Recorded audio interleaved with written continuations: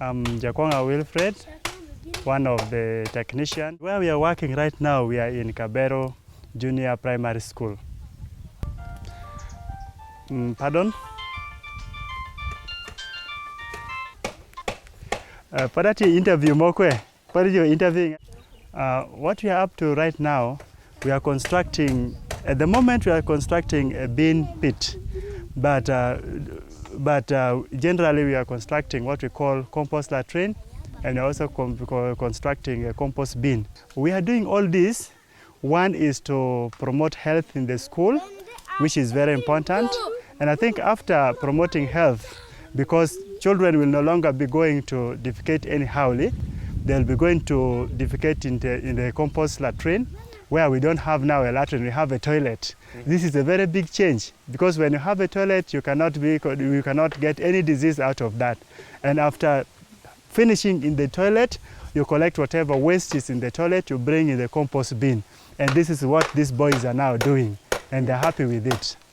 We started doing this from, I can't tell exactly when we started doing it, but it's taking about 2 weeks now. In the future, we just see a community free of disease, especially intestinal worm.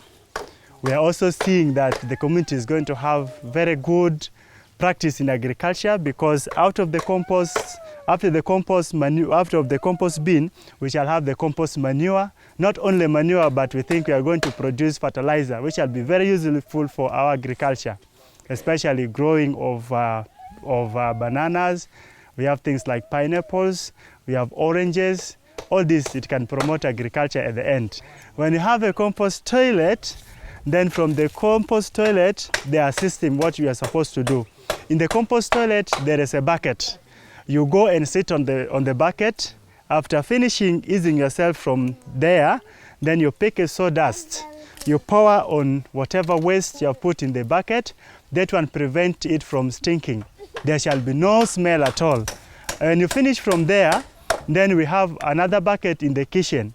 In the kitchen, you deposit all the waste in the kitchen, and you also do the same system. After depositing, you first have to pour sawdust in the bucket. After pouring the sawdust, you again come, you pour whatever waste is there, you cover it again, never to stink. After that, you bring it here to the compost bin. In the compost bin, and the first thing you do, you have to create what we call a biological sponge down. When you put a biological sponge down, then you have to open what we call a volcano.